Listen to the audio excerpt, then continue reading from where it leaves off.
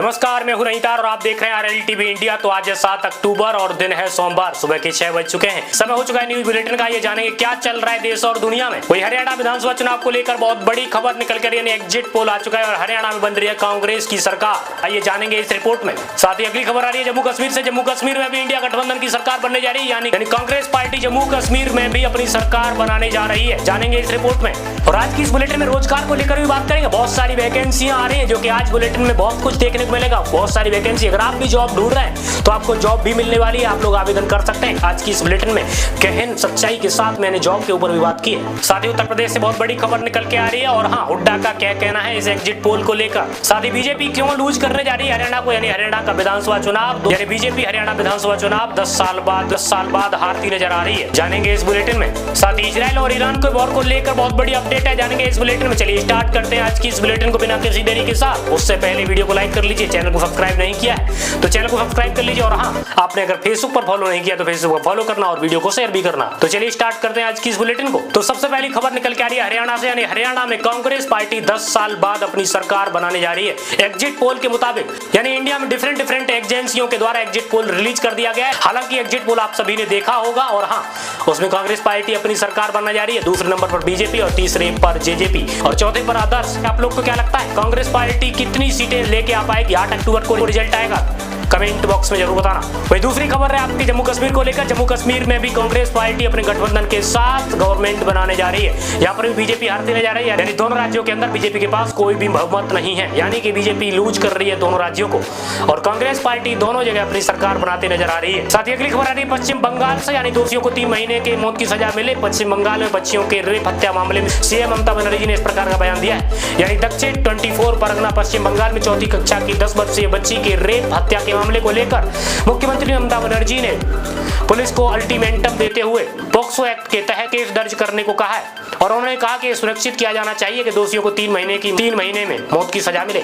वही अगली खबर आ रही है महाराष्ट्र से सुप्रीम कोर्ट से। अगली खबर आ रही है महाराष्ट्र को लेकर सुप्रीम कोर्ट से, यानी निर्वाचित महिला प्रतिनिधि को हटाने के कदम को हल्के में नहीं लिया जा सकता है। सुप्रीम कोर्ट ने इस प्रकार का बयान दिया है। सुप्रीम कोर्ट ने महाराष्ट्र के एक गाँव की महिला सरपंच को हटाने का आदेश रद्द करते हुए कहा कि निर्वाचित जनप्रतिनिधि को हटाने के फैसले को हल्के में नहीं लिया जा सकता है। कोर्ट के मुताबिक यह स्वीकार किया जाना चाहिए कि सार्वजनिक पदों पर पहुंचने वाली महिलाएं काफी संघर्ष के बाद यह मुकाम हासिल करती हैं। वही अगली खबर आ रही है लद्दाख से। लद्दाख भवन के अनशन पर बैठे वांगचुक जंतर मंतर में धरने की नहीं मिली अनुमति। पर्यावरणविद सोनम वांगचुक ने दिल्ली पुलिस द्वारा जंतर मंतर पर धरने की अनुमति न मिलने के बाद लद्दाख भवन में अनशन शुरू कर दिया है। उन्होंने कहा कि एक सही जगह खोजने के बाद हमने लद्दाख भवन को अपना अनशन शुरू करने का फैसला किया है और हमारे साथ पुरुष महिला समेत 75 वर्ष के लोग हैं। लेह से दिल्ली 32 दिन तक पैदल यात्रा की है। वही अगली खबर आ रही है मुंबई चैंबूर से, यानी मुंबई में आग लगने से 7 लोगों की हुई मौत के बाद सीएम शिंदे ने किया मुआवजे का ऐलान। चैंबूर मुंबई में रविवार सुबह 2 मंजिला इमारत में आग लगने से 7 लोगों की हुई मौत के बाद मुख्यमंत्री एकनाथ शिंदे ने घटनास्थल का दौरा किया है। उन्होंने कहा यह घटना बहुत दुर्भाग्यपूर्ण है। यह घटना की उच्च स्तरीय जांच के आदेश दिए। मृतकों के परिजनों को 5-5 लाख मुआवजा देने की घोषणा की है। वही अगली खबर आ रही है दिल्ली से, यानी दिल्ली के पूर्व मुख्यमंत्री अरविंद केजरीवाल को लेकर, यानी एनडीए शासित सभी राज्यों में बिजली मुफ्त हुई तो बीजेपी के लिए प्रचार करूंगा। केजरीवाल ने इस प्रकार का बयान दिया है, यानी दिल्ली के पूर्व मुख्यमंत्री अरविंद केजरीवाल ने प्रधानमंत्री नरेंद्र मोदी को चुनौती देते हुए कहा कि एनडीए के शासित राज्यों में बिजली मुफ्त हुई तो वह बीजेपी के लिए प्रचार करेंगे। उन्होंने कहा इनकी 22 राज्यों में सरकारें हैं, वे एक राज्य बता दें जहां उन्होंने बिजली फ्री की हो। गुजरात में इनकी 30 साल से सरकार है, उन्होंने एक स्कूल ठीक नहीं कराया है। अगली खबर आ रही है बिहार से। बिहार में लालू यादव ने हरियाणा जम्मू कश्मीर के एग्जिट पोल को लेकर बयान देते हुए कहा कि यह पीएम मोदी की पराजय है। आरजेडी प्रमुख लालू यादव ने जम्मू कश्मीर व हरियाणा विधानसभा चुनाव को लेकर आए एग्जिट पोल को लेकर कहा है यह प्रधानमंत्री नरेंद्र मोदी की पराजय है। दरअसल अधिकतर एग्जिट पोल्स में हरियाणा में कांग्रेस को बहुमत मिलते दिखाया जा रहा है, जबकि एग्जिट पोल में जम्मू कश्मीर में किसी भी पार्टी को बहुमत नहीं मिला है। वही अगली खबर आ रही है उत्तर प्रदेश से, यानी उत्तर प्रदेश के डीएम।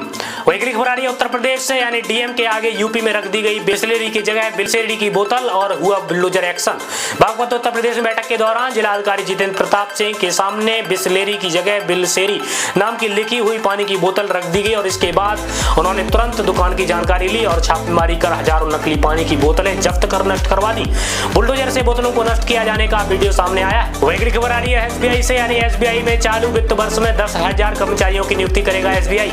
भारतीय स्टेट बैंक एसबीआई वित्त वर्ष 2024 और 25 में 10,000 नए कर्मचारियों की भर्ती करने की योजना बना रहा है। एसबीआई के चेयरमैन CS सेठी ने बताया, हम प्रौद्योगिकी व बैंकिंग सेक्टर में विभिन्न प्रकार की नौकरियों के लिए भर्ती कर रहे हैं, इसलिए कुल मिलाकर हमारी चालू वित्त वर्ष की आवश्यकता लगभग 8,000 से 10,000 लोगों की होगी। वही खबर आ रही है आरबीआई से, यानी सरकार ने आरबीआई के डिप्टी गवर्नर राजेश्वर राव का कार्यकाल 1 साल के लिए बढ़ाया है। केंद्र सरकार ने भारतीय रिजर्व बैंक आरबीआई के deputy governor M Rajeshwar Rao के कार्यकाल को 1 साल के लिए बढ़ा दिया है। राव को 2020 में डिप्टी गवर्नर नियुक्त किया गया था। वह 2016 में आरबीआई के कार्यकाल निर्देशक बने थे। साथ ही 1984 में आरबीआई ज्वाइन करने वाले राव ने कोचीन विश्वविद्यालय से MBA की डिग्री हासिल की है। वही अगली खबर आ रही है तिरुपति आंध्र प्रदेश से, यानी भक्तों ने तिरुपति के प्रसाद में कीड़े मिलाने का दावा किया है और मंदिर प्रशासन ने बताया झूठ। तिरुपति आंध्र प्रदेश मंदिर प्रसाद में भक्तों ने कीड़े मिलने का दावा किया है और कहा कि शिकायत करने पर उन्हें मंदिर से जाने के लिए कहा गया और मुख्य जनसंपर्क अधिकारी के मुताबिक तिरुमाला तिरुपति देवस्थानम ने शनिवार को माधव निलमय में अन्न प्रसादम में कण खजूरा पाए जाने के आरोप की निंदा की और उन्हें झूठा व निराधार बताया। वही अगली खबर आ रही महाराष्ट्र की ठाणे पुलिस में पैगंबर मोहम्मद यानी आपत्तिजनक टिप्पणी करने वाले को लेकर गाजियाबाद यूपी पुलिस डसाना मंदिर में महंत नरसिंहानंद। वही अगली खबर आ रही है महंत नरसिंहानंद के विवादित बयान को लेकर पैगंबर मोहम्मद पर टिप्पणी को लेकर नरसिंहानंद के खिलाफ पुणे में हुआ दर्ज केस। यानी महाराष्ट्र की ठाणे पुलिस ने पैगंबर मोहम्मद आपत्तिजनक टिप्पणी को लेकर गाजियाबाद यूपी के डसाना मंदिर में महंत नरसिंहानंद के खिलाफ प्राथमिकी दर्ज की है और social media democratic party of India के अध्यक्ष की शिकायत पर यह केस दर्ज किया गया है। नरसिंहानंद के खिलाफ यह मामले को लेकर अन्य कई स्थानों पर भी FIR दर्ज कराई गई है। दरअसल नरसिंहानंद ने पैगंबर मोहम्मद को लेकर विवादित बयान दिया था। इसको लेकर मुस्लिम लोग जो है भड़क चुके हैं और कई सारी विपक्ष की पॉलिटिकल पार्टियां भी इसको लेकर भड़क चुकी हैं। वही अगली खबर आ रही है अग्निवीरों को लेकर, रिटायर हो रहे अग्निवीरों के लिए खुशखबरी, 42% मिलेगी सरकारी नौकरी। यानी अग्निवीरों के पहले बैच में 2026 और 27 में रिटायर होने वाले 42% जवानों को सरकारी नौकरियों में लिया जाएगा। यह संख्या सेना में समायोजित होने वाले 25% अग्निवीर से अलग है। 75% जवानों को विभिन्न केंद्रीय राज्य मंत्रालयों में भी नौकरी दी जाएगी। अगली खबर आ रही है रेलवे से, यानी रेलवे में 25,000 से अधिक पदों के लिए भर्ती की जाएगी और साथ में कितना वेतन दिया जाएगा। भारतीय रेलवे में अभी नॉन टेक्निकल पॉपुलर कैटेगरी के 11,558 पदों की टेक्नीशियन 14,298 पदों के लिए आवेदन जारी किया जाएगा। टेक्नीशियन बनने की शुरुआत में 29,200 रुपए महीने वेतन मिलेगा और NTPC के तहत टिकट सुपरवाइजर या स्टेशन मास्टर बनने पर शुरुआत में सर्वाधिक 35,400 का माह वेतन मिलेगा। वही अगली खबर आ रही है इजराइल को लेकर, यानी शर्म आनी चाहिए इजराइल को हथियारों की सप्लाई रोकने वाले बयान पर मैक्रोन से नेतन्याहू ने कहा है। इजरायली प्रधानमंत्री बेंजामिन नेतन्याहू ने फ्रांसीसी राष्ट्रपति इमैनुअल मैक्रों के इजराइल को हथियारों की सप्लाई रोकने वाले बयान की आलोचना की है। उन्होंने कहा शर्म आनी चाहिए, ईरान हिजबुल्लाह और अन्य सहयोगियों पर हथियार का प्रतिबंध लगा रहा है। बिल्कुल नहीं, जो देश कथित और इस आतंक की दूरी के विरोधी वह इजराइल पर हथियार प्रतिबंध की बात करते हैं। अगली खबर है राजस्थान से, राजस्थान में कम दूरी की वायु रक्षा मिसाइल का सफल परीक्षण किया गया है। भारत ने राजस्थान में पोखरण फायरिंग रेंज में बहुत कम दूरी की वायु रक्षा मिसाइल प्रणाली के 3 सफल परीक्षण किए हैं। यह मिसाइल बेहद कम दूरी और कम ऊंचाई पर मंडराते खतरों को ध्वस्त करने में सक्षम है और इसे ऐसे डिजाइन किया गया है जिससे यह आसानी से कहीं भी ले जाई जा सकती है। वही अगली खबर आ रही है दिल्ली यूनिवर्सिटी से, दिल्ली यूनिवर्सिटी में UCMS में निकली 12वीं परीक्षा के लिए 12वीं पास के लिए जूनियर असिस्टेंट के 29 पदों पर भर्ती। यानी दिल्ली विश्वविद्यालय के university college of medical sciences में 12वीं पास के लिए जूनियर असिस्टेंट के 29 पदों पर निकली भर्ती और 9 पदों पर अनारक्षित, 4 SC, 2 FT और 8 OBC, 3 EWS वर्ग और 3 EWS के वर्ग में आरक्षित है। 19,900 रुपए सैलरी से लेकर 63,200 रुपए सैलरी प्रति माह दी जाएगी। उम्मीदवार 12 अक्टूबर तक आवेदन कर सकते हैं। वही अगली खबर आ रही है NSPCL को लेकर, NSPCL में डिप्लोमा ट्रेनी और लैब असिस्टेंट ट्रेनी के लिए 30 पदों पर निकली भर्ती। नई दिल्ली में NTPC SAIL power company limited ने डिप्लोमा ट्रेनी और लैब असिस्टेंट ट्रेनी के कुल पदों पर भर्ती निकाली है। योग्य उम्मीदवार इसमें अप्लाई कर सकते हैं और इसकी आवेदन जो शुल्क होगा वो 300 रुपए देना होगा। वही अगली खबर आ रही है बंगाल से, यानी कोलकाता आरजीकर मेडिकल कॉलेज अस्पताल में ट्रेनी डॉक्टर से हत्या मामले में प्रदर्शन कर रहे जूनियर डॉक्टरों ने शनिवार शाम को आमरण अनशन शुरू कर दिया है और डॉक्टरों ने दावा किया है कि पश्चिम बंगाल सरकार ने उनकी मांगे पूरी नहीं की और डॉक्टर ने कहा हम अपने वादे के अनुसार ड्यूटी पर जाएंगे लेकिन लेकिन हम कुछ भी नहीं खाएंगे। वही खबर आ रही है इजराइल को लेकर। इजराइल ने लेबनान की राजधानी पर लगाए लगातार किए भीषण हमले और दहशत में आया पूरा शहर। राइटर्स के मुताबिक इजराइल ने लेबनान की राजधानी बेरूत के दक्षिणी सबअर्ब में शनिवार देर रात से रविवार लगातार कई भीषण हमले किए।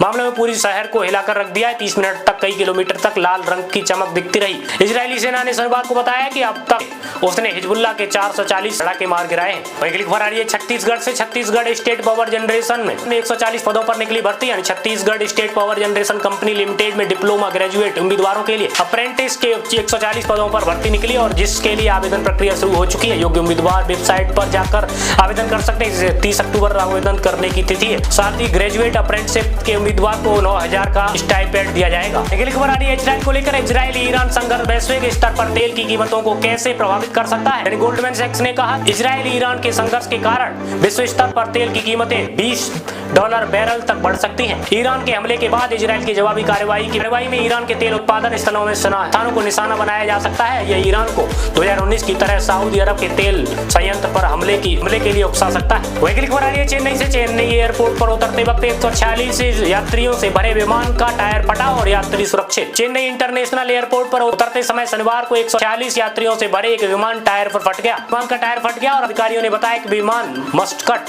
से आया था और विमान लैंड करते ही पीछे वाले टायर में से एक फट गया। रिपोर्ट्स के मुताबिक अधिकारी विमान में सवार सभी यात्री सुरक्षित हैं और जिन्हें शहर के विभिन्न होटलों में ठहराया गया है। वही खबर आ रही है ऑयल इंडिया को लेकर। ऑयल इंडिया में 10वीं पास लोगों के लिए 40 पदों पर भर्ती निकली और बिना परीक्षा के होगा चयन। Oil India limited electrician, associate engineer और साथ मैकेनिक के 40 पदों के लिए भर्ती निकली। इच्छुक उम्मीदवारों को इन पदों के लिए कई लिखित परीक्षा नहीं होगी बल्कि 21, 23 और 25 अक्टूबर 2024 को पदों के अनुसार वॉक इंटरव्यू के लिए जाना होगा और उम्मीदवारों की मान्यता प्राप्त बोर्ड से 10वीं पास होनी चाहिए। वही खबर आ रही है हरियाणा विधानसभा चुनाव को लेकर। हरियाणा विधानसभा चुनाव के एग्जिट पोल में कांग्रेस सरकार बनाने के दावों के बीच कांग्रेस सांसद कुमारी शैलजा ने मुख्यमंत्री कौन बनेगा सवाल पर कहा कि हमारा आकलन, उन्होंने कहा हमारा आकलन तय करेगा और इसमें मेरा नाम भी हो सकता है। वक्त बताएगा। भूपेंद्र हुड्डा और अपना नाम सबसे आगे होने को लेकर उन्होंने कहा कि दोनों सीनियर नेता हैं, नाम आना स्वाभाविक है। वही खबर आ रही है हरियाणा से। हरियाणा में कांग्रेस की सरकार बनेगी। एग्जिट पोल को लेकर पूर्व सीएम हुड्डा ने इस प्रकार का बयान दिया। हरियाणा के पूर्व मुख्यमंत्री भूपेंद्र सिंह हुड्डा ने विधानसभा चुनाव एग्जिट पोल को लेकर कहा कि मैंने सुबह ही बता दिया था कांग्रेस के पक्ष में लहर है। उन्होंने कहा हरियाणा में कांग्रेस की सरकार बनेगी, भारी बहुमत से सरकार बनेगी। जो एमएलए बनेंगे उनकी राय जानी जाएगी। हाईकमान जो भी फैसला करेगा वो सभी मंजूर होगा। तो दोस्तों आज की बुलेटिन में इतना ही। होप आप सभी को ये बुलेटिन पसंद आई। पसंद आई तो वीडियो को लाइक करना, चैनल को सब्सक्राइब नहीं किया तो चैनल को सब्सक्राइब करना। अगर आपने फेसबुक पर फॉलो नहीं किया तो फॉलो कर लेना और हाँ वीडियो को शेयर करना। मिलते हैं आप सभी से नेक्स्ट बुलेटिन के साथ। तब तक के लिए जय हिंद, जय भारत, वंदे मातरम।